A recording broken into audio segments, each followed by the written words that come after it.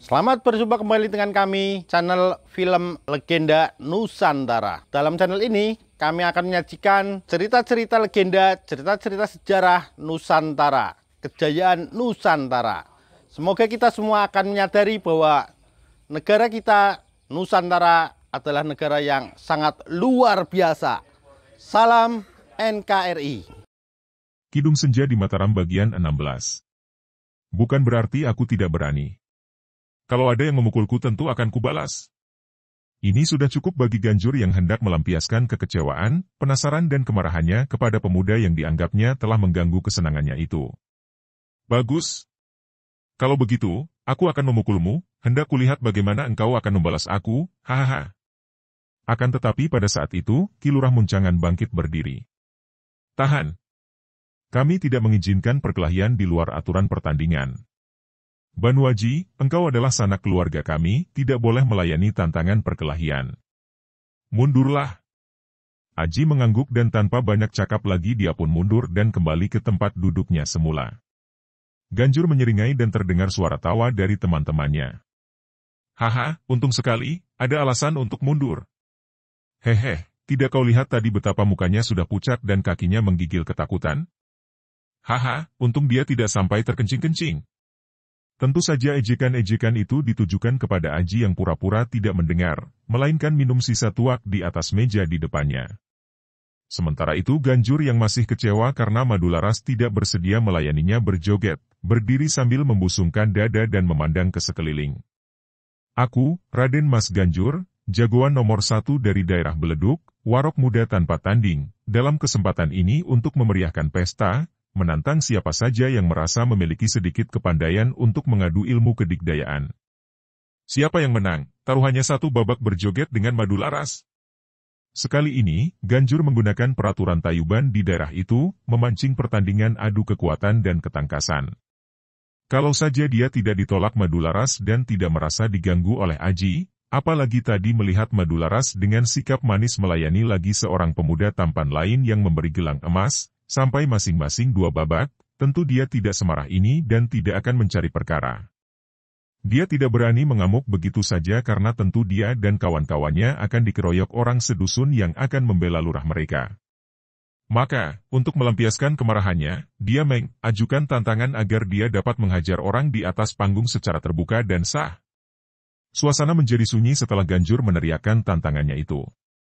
Tidak ada seorang pun yang berani menyambut tantangan itu, bahkan para jagoan di Dusun Muncang dan sekitarnya yang berada di situ hanya menundukkan muka. Mereka mengenal siapa Ganjur, yang bukan saja seorang raksasa yang bertenaga gajah, dan terkenal kebal, juga mempunyai banyak teman warok muda yang digdaya. Melihat tidak ada orang yang menyambut tantangannya, Ganjur menjadi semakin penasaran. Dia sengaja menghadap ke arah Aji dan berkata lantang, hahaha. Tak kusangka bahwa di sini tidak ada orang gagah rupanya. Gagahnya hanya kalau berjoget dengan ledek saja, akan tetapi melihat runcingnya keris menjadi miris dan melihat besarnya kepalan menjadi ketakutan. Kalau tidak ada yang berani menandingiku, berarti aku menang dan Madularas sudah semestinya melayani aku berjoget selama 1 babak. Karena maklum bahwa tantangan itu ditujukan kepadanya, Aji nampak gelisah duduknya. Dia lalu bangkit dan agaknya hendak nekat, akan tetapi melihat ini, Joko Lawu yang merasa khawatir kalau sampai Aji menjadi bulan-bulan raksasa hitam itu, sudah mendahuluinya dan dia pun naik ke panggung menghadapi Ganjur. Semua orang terbelalak keheranan, juga penuh kecemasan. Apalagi kakek petani yang dipondokinya. Kalau tadi kakek ini merasa bangga, maka kebanggaannya hanya karena tamunya menjadi pasangan yang serasi dengan Madularas. Kalau tamunya itu hendak melawan Ganjur, tentu saja dia merasa cemas bukan main. Tamunya itu demikian tampan dan halus, bagaimana mungkin mampu menandingi Ganjur? Sekali gebrakan saja akan patah-patah tulangnya dan remuk kepala dan dadanya. Kepala Dusun Muncang sekeluarga memandang heran dan tegang, bahkan Aji yang tidak. Jadi bangkit berdiri, memandang dengan penuh perhatian dan alisnya berkerut. Namun Joko Lawu nampak bersikap tenang sekali ketika dia menghampiri Ganjur. Dia membesarkan suaranya. Hei, Ganjur. Apakah tantanganmu itu ditujukan kepada semua orang? Kalau aku menyambut tantanganmu, bolehkah? Ganjur mengamati Joko Lawu dari kepala sampai ke kaki, lalu dia menengadah dan tertawa bergelak.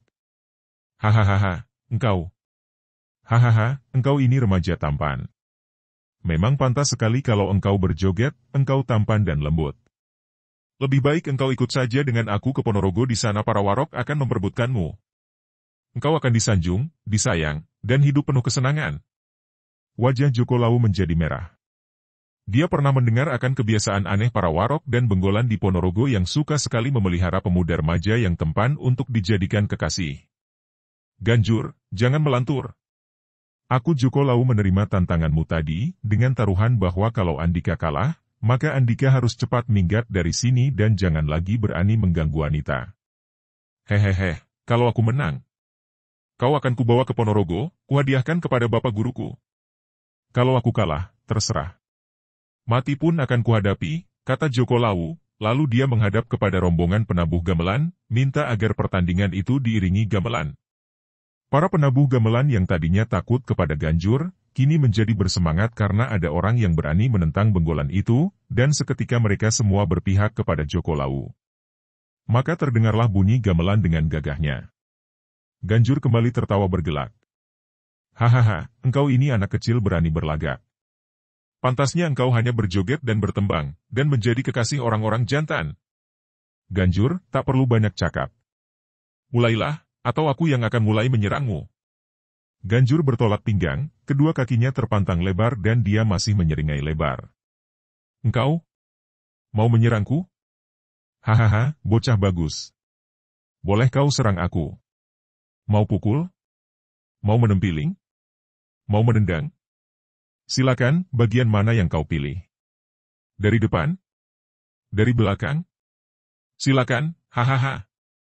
Dia mengandalkan kekebalannya dan dia memandang rendah kepada perjaka remaja yang tentu tidak memiliki tenaga besar itu. Benarkah itu? Nah, seluruh orang yang hadir di sini menjadi saksi.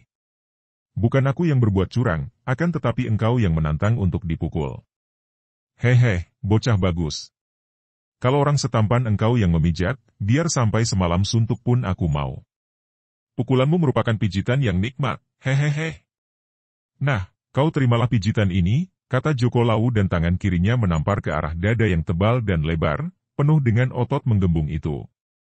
Semua orang kecewa dan cemas melihat betapa pemuda tampan itu memukul dengan lemah sekali, dan memang pantas dikatakan seperti pijitan yang nyaman saja. Pukulan yang keras sekalipun belum tentu mampu menembus benteng kekebalan Ganjur, apalagi hanya tamparan yang lemah itu. Buk! Tamparan telapak tangan kiri Joko Lawu menyambar ke arah dada yang bidang dan kokoh itu, dan nampaknya lemah dan tidak bertenaga, seperti sehelai daun yang jatuh menimpa batu karang saja. Tangan itu pun membalik dan tubuh tinggi besar hitam itu sama sekali tidak tergoyang. Hahaha, tidak terasa sama sekali, kata seorang kawan Ganjur di bawah panggung. Wood! Dengan gerakan yang amat ringan Joko Lawu sudah mengelak ke samping sehingga terkaman Ganjur luput dan selagi tubuh Ganjur tersungkur oleh dorongan tenaga terkamannya sendiri, kaki Joko Lawu menyambar. Tidak begitu keras nampaknya ujung kaki itu dua kali mencium belakang lutut kedua kaki Ganjur dan tak dapat dicegah lagi. Tubuh tinggi besar itu tersungkur dan mencium papan panggung, menimbulkan suara berdebuk. Ketika Ganjur merangkak bangun, Joko Lawu kembali mengejeknya, melihat betapa bibir yang hitam tebal itu berdarah. Agaknya terlalu keras menghantam papan sehingga terluka robek. Agaknya memang bibir itu belum dilatih kekebalan. Kepalaku belum hancur, Ganjur, sebaliknya mulutmu yang sombong itu yang nyaris hancur. Kini wajah para penonton yang berpihak kepada Joko Lawu berubah menjadi cerah berseri. Mereka telah salah sangka.